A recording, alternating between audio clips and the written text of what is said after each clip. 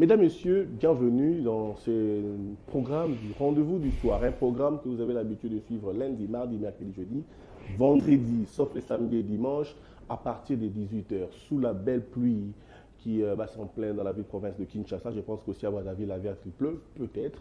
Mais sinon, malgré la pluie, nous sommes dit, nous allons répondre à ce rendez-vous en direct à partir de 18 heures. C'est vrai, s'il y a un petit retard, vous savez, à Kinshasa, quand il pleut, c'est l'hécatombe. Des fois, on ne sait même pas où mettre les pieds. Voilà, les embouteillages qui naissent comme ça. Malgré cela, l'actualité oblige. Nous sommes là pour vous servir, mesdames, messieurs. Merci à vous qui êtes toujours branchés pour nous suivre. Aujourd'hui, dans Rendez-vous du soir, nous allons recevoir un cadre. Il est cadre du ACR, Action commune pour la République, parti cher à Eliezer Tambouy.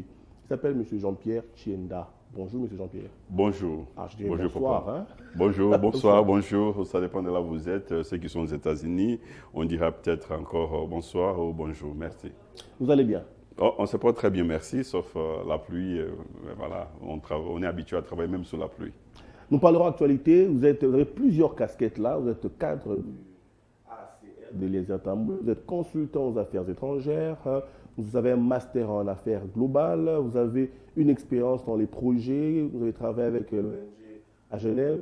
Plusieurs casquettes comme ça. Nous allons essayer de parler de l'actualité aujourd'hui. L'actualité qui domine la ville-province de Kinshasa, surtout la République démocratique du Congo, ici. Et d'ailleurs, surtout, c'est l'enrôlement. Le processus qui nous amène vers les élections. Déjà, ça a commencé avec cette identification de tous les électeurs. Dites-moi un peu, première question d'entrée de jeu comme ça, comment vous évaluez jusque-là ces processus d'enrôlement à Euh, Kinshasa d'abord? je crois que c'est ce que j'ai trouvé sur place particulièrement parce que je me suis fait enrôler moi-même, j'ai amené mon équipe. J'ai trouvé que la CENI faisait bien son travail. Évidemment, comme on l'a notifié, ils n'ont pas eu le temps d'avoir des tests comme des essais. Ils ont entamé directement les processus. C'est ce qui fait qu'ils apprennent pendant qu'ils sont en train de travailler. Mais en tout, je dirais que ça s'est bien passé, ça se passe très bien. Beaucoup de gens ont déjà leur carte. Évidemment, nous avons demandé à la CENI de pouvoir nous donner encore un peu plus de temps. C'est ce qui a été fait. Celui qui n'a pas encore eu sa carte, nous vous encourageons à aller avoir votre carte parce que cela vous donne droit à vous présenter auprès des urnes et aussi ça vous donne droit à sanctionner les politiciens que vous envoyez au Parlement, que vous envoyez à la magistrature suprême et aussi dans d'autres places administratives du pays. Donc, soyez munis de cela. Et je crois qu'elle est aussi importante pour beaucoup de choses, cette carte. Elle a un numéro national, ça peut vous servir avec l'ONIP et tout ce qu'on peut faire avec l'identification dans ces pays-ci. Mais ça se passe bien. En vous entendant parler, vous encouragez, c'est vrai, les gens d'aller s'enrôler, vous félicitez la CENI malgré cette façon de faire les choses ou les préparations, tout ça. Vous pensez qu'après trois fois que nous sommes en train de vivre cette démocratie en passant par les élections, on peut excuser la CENI? Je comprends bien votre question. Je crois que je suis un scientifique. C'est vrai que la CENI ne devrait pas continuer à tituber dans ces processus qui a déjà débuté 3 fois maintenant, donc ce n'est pas la première fois. Évidemment, comprenez aussi que nous, chez ACER, dans notre parti politique, nous croyons pouvoir un jour donner plus l'indépendance à la CENI afin que ces processus ne soient pas entachés de chaque fois recommencer, de restarting, de recommencer, mais qu'on ait de l'expérience comme un enfant qui a une année, 2 ans, après 3 ans, il ne peut pas retourner à ce qu'il faisait lorsqu'il avait une année. Je suis d'accord. Déjà, vous encouragez, vous invitez ceux-là à aller massivement s'enrôler. Qu'en est-il de vous-même? Est-ce que vous avez déjà obtenu votre carte d'électeur? Merci beaucoup. J'ai obtenu ma carte d'électeur en bonne et due forme. Ça s'est passé en Binza Pigeon. Donc, et tout s'est passé vraiment en bonne et due forme. Et j'encourage tout le monde à la voir. Passé en bonne et due forme, mais la plupart des personnes qui aujourd'hui qui sont attachées aux partis politiques, cadres des partis politiques, ne veulent plus demeurer cadres, envisagent aussi faire leur entrée à l'Assemblée nationale. Seriez-vous candidat? Oui, je serai candidat et je suis un futur député de notre République. National. National, au niveau national, c'est au niveau national, afin d'apporter notre connaissance, particulièrement les programmes particuliers que nous avons dans notre parti, de gérer les pays pour l'intérêt commun. Et c'est pourquoi nous sommes à CER, l'intérêt commun de tous dans la République.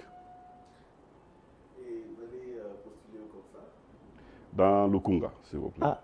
Ouais. Est-ce que vous avez déjà eu des échos par rapport à Lukunga, la force que regorge un peu la Lukunga, avec les grandes têtes qui figurent à Lukunga? Êtes-vous sûr qu'aujourd'hui, Acer aura, comme vous là, aura pour vous, disons, député national? Ce n'est pas oser pour ne rien gagner? Non, nous sommes de ceux-là qui croient que Acer aura plus de 300 députés. Comme vous le savez, nous avons un seuil de 60%. Et au niveau national, nous sommes jusqu'à 500 députés. Si vous faites cette mathématique, 60 et 500, ça vous donne 300 députés. Et pourquoi être un parti politique si nous n'avons pas d'ambition de pouvoir obtenir un soutien populaire de toute la République, de ceux qui sont à Goma, de ceux qui sont à Lubumbashi, dans toutes les provinces de la République démocratique du Congo. Donc nous croyons que nous avons la capacité de faire face, et c'est le moment de la compétition. Donc c'est un moment où on avance, nous savons que ce que nous faisons, nous allons certainement pouvoir gagner les paris de pouvoir débaucher 300 députés au niveau national. Évidemment, n'importe qui à Lukunga, nous allons faire face. Mais laissez-moi vous dire un message très simple. Nous avons un objectif.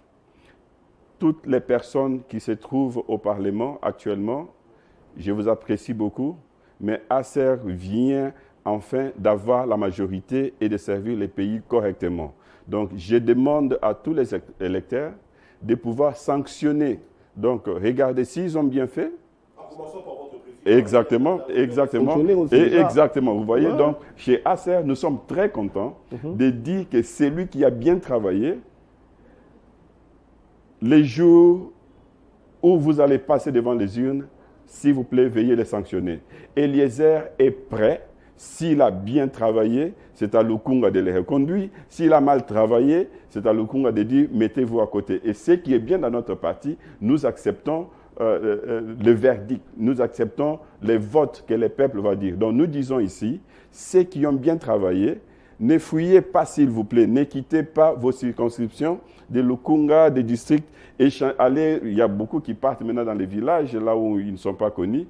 Revenez là où vous avez été voté et nous allons voir si la même population va vous voter. Mais nous sommes très sûrs que nous allons sanctionner. Ce sont ces nouvelles têtes qui vont gérer les pays pour l'intérêt commun. Ce n'est pas des politiciens qui vont donner de l'argent à la population pour qu'ils soient votés. Et comme je dis à beaucoup d'électeurs, tant que Sabino Mbongo, déjà, ils vont chercher à récupérer cet argent. C'est pourquoi chez nous, nous disons, nous venons sans corruption et nous allons gérer sans la corruption. Nous allons gérer avec une démocratie d'abord dans notre parti et aussi pleinement amener cette culture dans notre pays.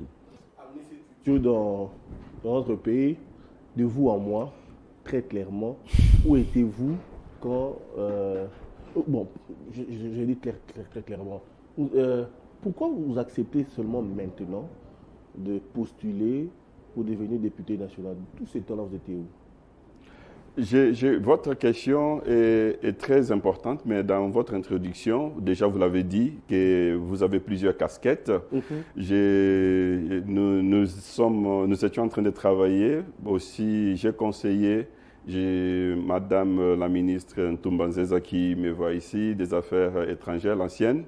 Nous sommes conseillers consultant externe aux affaires étrangères par notre casquette des relations internationales, dont je suis de ces endroits que vous avez cités, l'Université royale de Buckingham et Oxford. Donc, nous avons toujours soutenu les pays en coulisses. Donc, mais cette fois-ci, je crois que c'est une opportunité pour nous de marquer notre pas, d'amener notre connaissance, d'amener particulièrement une pierre à ce que les autres sont en train de faire dans notre pays. En coulisses au Congo ou en coulisses en dehors du Congo? Je suis très souvent dans la République démocratique du Congo. Je voyage chaque 2 semaines, je suis à Kinshasa. Ça fait à peu près 4-5 ans que je le fais. Donc, je travaille presque partout. Donc, dans la diaspora, Bruxelles. C'est là où je voulais qu'on arrive, qu'on parlait de la diaspora. Parce que quand on voit votre parcours, on sent vraiment que vous avez un grand penchant vers la diaspora. Parlons de la diaspora aujourd'hui. La CENI, depuis le mercredi, a lancé l'opération d'enregistrement des électeurs à partir de l'étranger. Vous êtes consultant dans cette matière aussi électorale. Vous connaissez très bien cette matière. Vous pensez que la CENI était tellement prête de risquer? J'appelle ça un risque parce que 2 scrutins n'ont pas été faits de la sorte. Mais aujourd'hui, Kadima nous amène dans un terrain qui pourra demain nous créer de problèmes. Oui, d'abord, la première des choses que je peux dire, M. Popol, c'est que c'est un droit constitutionnel de chaque citoyen congolais de pouvoir participer dans la vie politique, participer activement dans la vie politique de son pays. Lorsque la Constitution dit que chaque Congolais a droit de voter, de se faire élire, elle est muette sur le fait où se trouveraient ces Congolais lorsque ces scrutins seront en train de se passer. Et aujourd'hui, comme vous l'avez dit, nous sommes dans un monde très dans la globalisation, où tout le monde se trouve n'importe où. Les Congolais se trouvent en Chine, les Congolais se trouvent aux États-Unis, à Bruxelles, avec toujours étant Congolais, des citoyens. Donc, nécessairement, la question a toujours été pourquoi devrions-nous les mettre à côté pendant qu'ils sont aussi Congolais comme nous? Donc, ça a été ça, évidemment. La loi, ce que Denis est en train de faire ici, ça n'a pas commencé avec lui, nous devons être très francs. C'est la loi électorale que nous avons de 2022. C'est une mise à jour de celle que nous avons eue en 2005, 2006 et aussi 2017, 2018, tout ce que nous avons eu. La loi elle-même, il y avait toujours un problème. C'est que oui, un Congolais peut voter n'importe où il se trouve, mais la condition était qu'il devrait être présent sur les sols congolais. Donc, chose qui n'est pas impossible. Vous revenez, après 2 semaines, vous revenez au pays. On pouvait aussi faire de même pour ceux-là qui sont à l'extérieur. Mais oui, je crois qu'il y a un coût énorme si, par exemple, vous avez 100 000 ou 1 million de Congolais qui sont à l'étranger et que chacun d'entre eux doit payer un billet en moyenne de 1 000 €, 1 000 $. Donc, nous allons dépenser à peu près, pardonnez-moi de dire, 1 million fois 1000, nous sommes en train de nager vers 1 milliard. L'amour de la patrie. Donc, oui, je crois, c'est possible, mais toute personne rationnelle, avant de dépenser, je crois qu'il y a des coûts et bénéfices d'inaction doivent être posés. Donc, dans ce sens-là, je me dis, cette condition de retourner au pays a été écartée cette fois-ci. Et évidemment, ce ne serait pas facile pour la CENI, parce qu'aucun pays ne peut réellement garantir de donner les droits de vote à tous les Congolais qui sont éparpillés partout dans le monde, parce que ça va leur coûter cher. Je vous donne un exemple. Déjà, prendre les kits électoraux de Kinshasa vers les fins fonds du pays, c'est difficile. Imaginez-vous, vous voulez accomplir ces mêmes projets avec les Congolais qui sont aux États-Unis. Les États-Unis, déjà, c'est tout un continent.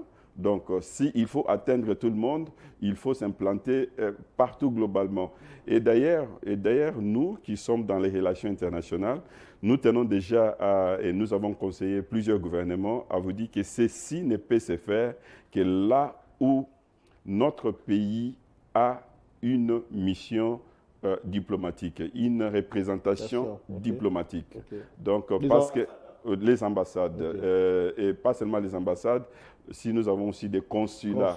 Des consulats, parce que c'est vraiment le travail particulièrement des consulats, c'est là où la CENI va envoyer des kits afin qu'on puisse obtenir, mais évidemment, ils ont voulu commencer avec la première expérience avec quelques pays, à citer l'Afrique du Sud, je crois, la France, le Canada, ainsi de suite. Donc, c'est pour vous montrer qu'ils sont aussi en train d'apprendre. Et nous, chez Acer, nous sommes en train d'accompagner ces processus. Nous avons des observateurs qui vont observer déjà les processus d'enrôlement et qui vont aussi observer les processus de vote pour pouvoir tirer des conclusions et se dire et recommander peut-être au gouvernement comment faire l'expansion de ces processus. Et ça peut nous donner beaucoup d'idées parce que nous croyons aussi qu'à l'étranger, contrairement à beaucoup qui sont ici, nous pouvons les résultats qui sortiront de l'enrôlement, du vote de l'étranger, c'est un résultat un peu, qui est un peu plus honnête. Comment ça honnête? Vous voulez dire qu'aujourd'hui, la diaspora a plus une certaine crédibilité dans le choix des candidats? Bon, ok, je retourne parce que beaucoup de mes amis me suivent ici. Je crois que tout le monde va voter. À Kinshasa, nous allons voter, partout nous allons voter. Et je suis quinois, je suis avec mes amis, mais je suis aussi en Europe. Mais tout ce qu'on dit, c'est qu'il y a un peu une différence avec ce qui se fait en Europe. Ici, pour déterminer qui est congolais, parce que nous n'avons pas une identité nationale, nous n'avons pas des registres. Des fois, on conditionne la confirmation des congolités par la présence de 3 témoins et d'un officier. Mais en Europe, en Belgique, par exemple, en France, chaque Congolais qui se présentera devant les urnes, on n'a pas besoin de l'identifier s'il est Congolais, parce qu'il doit d'abord déjà avoir une identification dans les pays qu'il a reçus, les pays hôtes, comme on dit dans la diplomatie. Donc la personne doit être d'abord identifiée correctement, la personne viendra avec sa carte, et aussi, pardonnez-moi de dire ceci, quelqu'un qui vote dans les élections là à Bruxelles, à Paris, ce n'est pas quelqu'un qui s'attend seulement que les politiciens puissent mettre à manger sur sa table. Ils les font pour autre objectif. Ils font beaucoup pour les pays. Vous savez que la diaspora contribue énormément au produit national brut du pays. Donc, ce que vous appelez en anglais le GDP, c'est à hauteur de 2% et en termes de contribution financière. Mais pas seulement ça, tout ce qu'ils ramènent à travers des dons, des habits qu'ils achètent, ce qui provient de la Chine, c'est aussi des transferts. Donc, ils font beaucoup pour... Vous défendez cette diaspora qui a été balayée à la présidence, là, aujourd'hui. Écoutez, soyons aussi... Aujourd'hui, traiter des gens qui sont des amateurs. Nous devons être très réalistes. Je crois que pour rester d'abord dans l'idée de la Constitution, nous ne devons pas, je ne suis pas ici en train de faire une différence entre Congolais de Kinshasa et Congolais qui se retrouvent à l'extérieur du pays. Je ne peux pas le faire.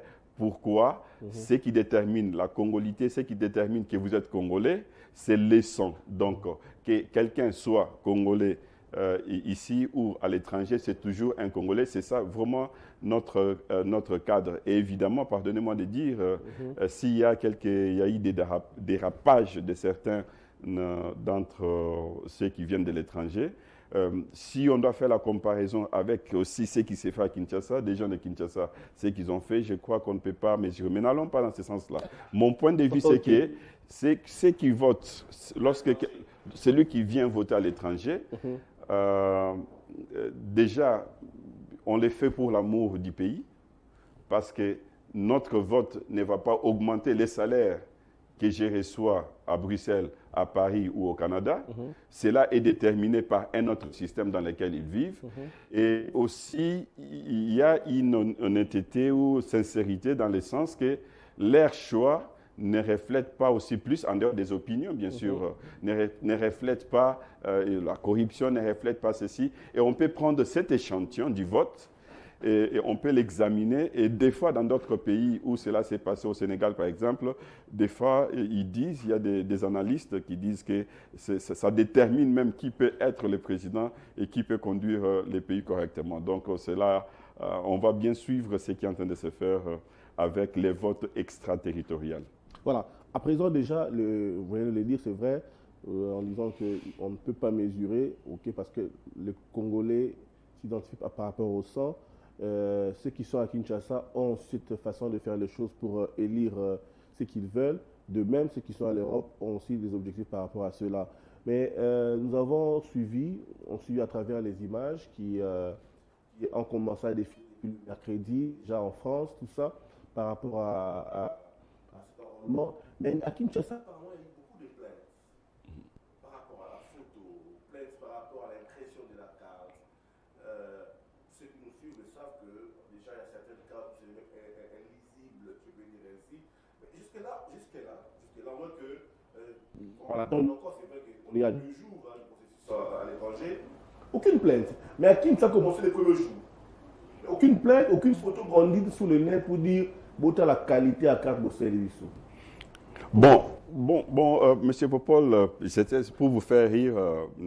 Tant qu'on a sali carte, quand j'ai fait ma carte, quand j'ai eu ma carte, j'ai regardé, j'ai vu que c'était une très belle carte. Moi, j'ai dit, mais les gens se plaignent que ma photo, ils ont demandé n'importe comment. Et la dame dit, papa, peut-être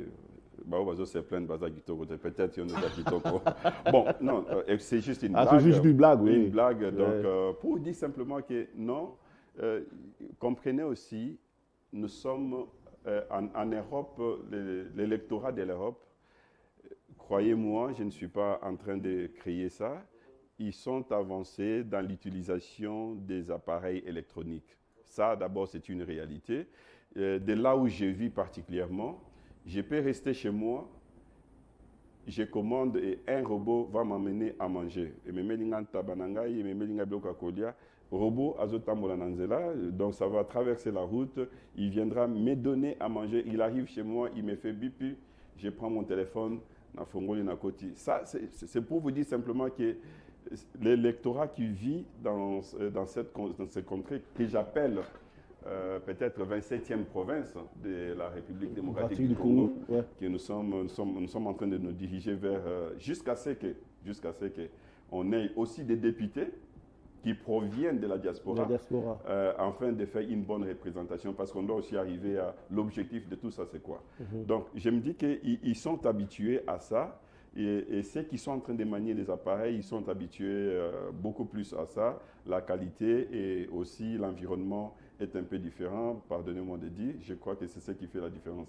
Mais, d'emblée, c'est la même compagnie qui a fourni les didactiques, les matériaux d'enrôlement, du vote ici à Kinshasa, c'est les mêmes matériaux que nous avons reçus en Europe. Donc je crois qu'il ne peut pas y avoir vraiment de différence. Merci. Il n'y a pas de différence, comme vous l'avez dit, exactement, par rapport aux images aussi. Mais déjà au début, vous avez essayé de dire aussi par rapport aux erreurs de la CENI, c'est l'impréparation, peut-être à la va-vite, peut-être au niveau de la formation. Et ceux de l'Europe, ils ont été formés bien avant, ou c'est parce qu'ils ont déjà la connaissance depuis longtemps? Oui, c'est très simple à dire, comme je venais de le dire ici dans ma réponse précédente. Donc, ceux de l'Europe, ils n'ont pas besoin de beaucoup. Ceux qui sont formés pour exécuter les mêmes tâches que leurs amis sont en train de faire ici, c'est des choses que nous faisons fréquemment. Donc, et aussi, comme je l'ai dit, ce n'est pas seulement ça, c'est l'environnement, la connectivité. Ils sont connectés d'une manière correcte. C'est peut-être ce qui a fait la différence. Mais, comme je l'ai dit, je crois on doit aller plus aussi dans le sens de l'objectif que cela doit atteindre, c'est d'avoir sa carte, être prêt à se présenter pour voter. Parce que n'oubliez pas aussi, M. Popol, la plupart des gens, il y a aussi quelque chose qu'ils doivent apprendre, que les Quinois connaissent plus que ceux qui sont en Europe. C'est quoi, par exemple? Ouais. Ici, déjà, ils en ont eu 3 fois. Ils ont eu le processus électoral 3 fois. Ce n'est pas la première fois pour eux. Donc, tout Européen, ils ne peuvent pas se dire parce que c'est une expérience, une première expérience pour eux. Donc, ce qui fait qu'ils doivent aussi apprendre. Il y a ceux-là qui vont se présenter devant les urnes pour voter, ayant oublié que les élections ne commencent pas les jours du vote. Mais le processus commence avec comment aller trouver sa carte. Donc, vous voyez, il y a toujours des plaintes après qui disent « je vais voter, on ne m'a pas permis de voter ». Mais là, la CENI et la loi restent strictes. Donc, pour se présenter, il faut d'abord passer à l'enrôlement, votre nom sera sur la liste et là, vous pouvez voter la personne de votre choix. Donc, ils ont aussi quelque chose qu'ils sont en train d'apprendre, c'est que c'est quelque chose de nouveau. Et beaucoup aussi me demandent, par exemple, qui peut voter. La loi est très claire là-dessus. Et évidemment, je crois que l'objectif que nous essayons d'atteindre aussi, c'est d'arriver à permettre, même ceux qui ont une autre nationalité, une double nationalité, de pouvoir participer à la vie active. Parce que ces gens-là participent déjà. Socialement, ils envoient des fonds à leurs frères, ils envoient de l'argent, plus que même l'Union européenne. Je crois la contribution de la diaspora, c'est plus que tout ce que les ambassades, les USAID, les UKAID peuvent donner. Et vous allez remarquer que ces dons qu'ils reçoivent, ces ambassades ont une place. Lorsqu'il y a une manifestation au Parlement, il y a une place. Mais la diaspora qui contribue plus, n'est pas présente. Évidemment, ça commence avec voter. Et puis, si nous votons, je crois que ça signifie que nous devrions un jour demander à ce qu'il y ait des députés de la diaspora. Vous savez, aux États-Unis, ce pays est né du fait qu'ils contribuaient aux taxes en Angleterre, mais ils n'étaient pas représentés. Ils se sont dit, si nous ne sommes pas représentés, si nous ne pouvons pas avoir des députés, parce que des fois, pour bien argumenter, articuler la question de double nationalité, il faut nécessairement que cela vienne de quelqu'un qui est du cadre, qui est de la... S'il vous plaît, ce n'est pas seulement la diaspora, hein, parce que quand on parle de mot diaspora, il y a les émigrés, il y a ceux-là qui sont en train de voyager, qui sont allés en Afrique du Sud pour se faire soigner et qui vont retourner. Donc, nous, en termes techniques, on appelle ça les votes à distance ou vote extraterritorial hors de votre territoire.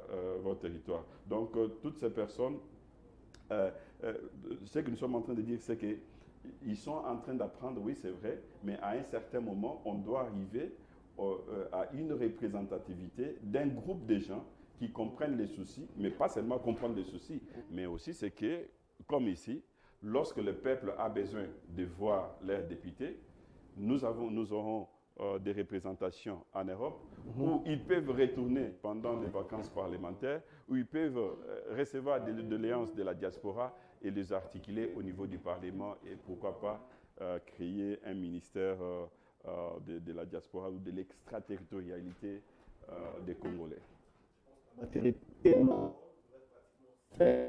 19h30, nous aurons la grande édition du journal. Merci. Nous allons encore recevoir, si vous êtes encore à Kinshasa, je sais que vous serez élu à Kinshasa, et candidat ici à Rukunga, M. Jean-Pierre Tchenda. Mais c'est vrai, cet exercice de la démocratie qui se vit maintenant au niveau de la diaspora, c'est encourageant. Mais pour quelle finalité? Oui, on connaît ça, c'est pour le vote, mais cette finalité a-t-elle une importance? Oui, je crois que cela a une importance très capitale pour ceux qui comprennent. J'ai évoqué la question sanguine, donc du sang. C'est un sens d'appartenir à quelque chose. Et pardonnez-moi de dire ceci, peu importe là où vous vous retrouvez dans ce monde, dans la globalisation, personne ne peut se sentir mieux que chez lui. Donc, ce qui nous intéresse beaucoup plus, même lorsque nous sommes en Europe, ne croyez pas que les Européens, les Américains, la diaspora, c'est pas seulement l'Europe. Il y a la diaspora en Angola, à Brazzaville, oui. même déjà dans notre pays. Et ils apportent une contribution énorme. Ouais. Donc, mais en général, je me dis que même lorsque vous êtes de l'autre côté, vous ne vous sentirez jamais toujours l'un d'entre eux. Nous appartenons à la RDC. Nous sommes des Congolais. Le fait de voter vous donne d'abord un sens d'appartenir à quelque chose que vous êtes. Donc, c'est ça l'importance d'abord. Nous avons participé, comme on le dit toujours, même si c'est une seule voix. Cette voix contribue énormément à savoir que c'est nous qui employons ces serviteurs publics à aller au Parlement à plaider pour nous. C'est nous qui employons ces serviteurs publics à être dans le gouvernement. Donc, la diaspora, cette fois-ci, va se sentir qu'ils ont fait quelque chose. Mais ce qui est très important aussi, c'est comme je le disais ici, déjà, la diaspora participe activement dans la vie sociale de la République démocratique du Congo. Il y a beaucoup qui contribuent, beaucoup de ceux qui sont ici, peut-être, ils reçoivent des contributions pour des frais scolaires, des contributions. Il y a même des plans d'investissement de la diaspora. Le fait qu'ils les font, à un certain moment, je vous dirai quelque chose parce que j'ai au moins une communauté de plus de 12 000 clients dans d'autres affaires que je suis en train de faire. Lorsqu'ils viennent chez vous, ils vous disent « JP, oui, nous envoyons des histoires de cartons, nous envoyons des conteneurs au Congo, mais c'est une fardeau pour nous. On aimerait aussi que les pays puissent aller mieux, qu'on ne puisse pas trop envoyer, et qu'ils deviennent autonomes, qu'ils deviennent indépendants. » Donc c'est important lorsque la diaspora, lorsque ceux qui sont hors du pays, lorsque ceux qui sont à distance disent qu'ils veulent nécessairement participer, c'est parce qu'aussi ils veulent se dédouaner de cette charge. Et ils veulent s'assurer qu'il y a des personnes responsables à même de faire épanouir l'économie du pays jusqu'à ce qu'on puisse avoir des assurances, parce que c'est ce que nous avons de l'autre côté, qu'on ne dépende pas nécessairement des mamans, de l'oncle pour subvenir. Donc, ils veulent aider aussi les pays afin que tout le monde puisse devenir important. Mais il y a plusieurs questions d'importance, mais pardonnez-moi de dire ça, je crois que c'est pour articuler les besoins de ceux qui vivent à l'extérieur ou ceux qui sont en transit ou ceux qui sont dans les processus. Et pour bien le faire, il faut nécessairement que ceux qui sont à l'extérieur puissent avoir une voix. Donc, et là, vous appelez ça vote à l'étranger, mais la finalité souvent, c'est qu'on puisse avoir des députés qui représentent la diaspora, comme je l'ai dit ici, on les appelle, on puisse avoir une nouvelle circonscription. Nous avons 26 provinces, mais il y a une autre province, évidemment. On peut avoir 2 députés pour les États-Unis, 3 députés pour l'Europe, 5 députés pour l'Afrique, et ainsi de suite, et particulièrement là où il y a des missions diplomatiques. Et là, nous serons accomplis. Mais plus, c'est le sentiment de faire quelque chose comme si nous appartenons à la RDC, et c'est notre pays, et nous sommes actifs dans les changements de nos dirigeants. Monsieur Djenna, nous sommes pratiquement arrivés à la fin. Merci. Question directe, avant de donner Question votre directe. dernier mot. Êtes-vous d'accord de ne pas voir jusque-là Joseph Kabila s'enrôler?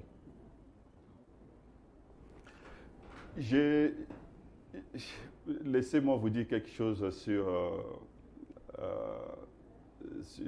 ça, c'est un point de vue personnel, je le répète. Nous invitons tous les Congolais à venir en enrôlement. Donc, c'est un seul moyen pour vous de pouvoir sanctionner qui est votre dirigeant. Il y a beaucoup qui vont contacter les journalistes par téléphone. Yebisa président Nengenazoka Asomba Radio Achana Biro Naye Ayoka Badoléance Nabiso.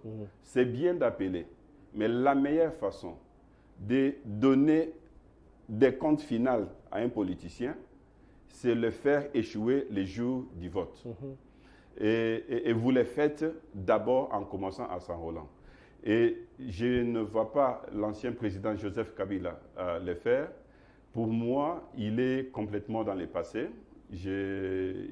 Nakalkila Kaete, et je l'ai dit, et je suis très, très. Il est ce qu'il est.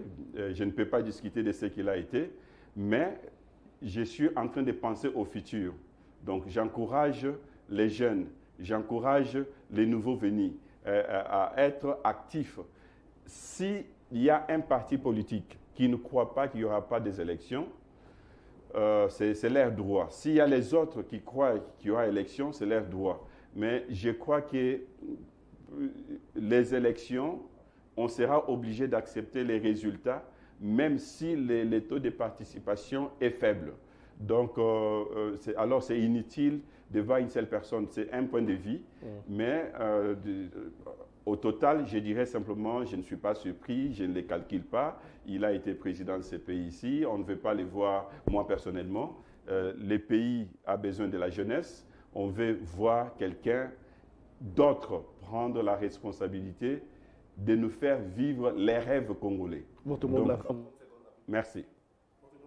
30 secondes aussi, rapidement. Je vous remercie donc, moi particulièrement, en tant que cadre des ACER, Action Commune pour la République, j'invite massivement Cédé Lukunga de s'enrôler. Je veux que ce soit que le nombre de députés qu'on peut avoir puisse avoir un poids pour que nous puissions argumenter les doléances des enfants de Lukunga. Pour ceux de la diaspora, je suis à Bruxelles avec JPX, je suis à Londres avec JPX, je suis en France, à Metz. Je vous prie de vous présenter dans nos ambassades, de faire l'enrôlement. Et là, nous sommes en train de suivre les processus en tant qu'observateurs pour voir ce que l'échantillon de notre vote va donner dans la diaspora. Merci beaucoup, Monsieur Jean-Pierre Tchenda. Je rappelle que vous êtes cadre du parti politique ACR, Action Commune pour la République de l'honorable Eliezer Tamboué, que nous saluons. Et vous êtes consultant aux affaires étrangères, plusieurs casquettes. Vous avez un master en affaires globales, vous avez une expérience dans les projets et aussi dans des questions électorales. Merci d'avoir répondu à notre invitation. Mesdames, Messieurs, nous sommes arrivés à la fin de cette émission. Je vous remercie. Merci beaucoup. Cette émission, rendez-vous du soir. Restez branchés pour la rediffusion. Juste après, d'abord, nous avons le journal télévisé à 19h30. Et juste après la rediffusion du journal de 21h, nous aurons la rediffusion de cette émission à 22h et dans d'autres plateformes numériques. Mesdames, Messieurs, nous vous saluons encore de partout. Nous avez suivi. Merci et restez branchés sur cette télévision.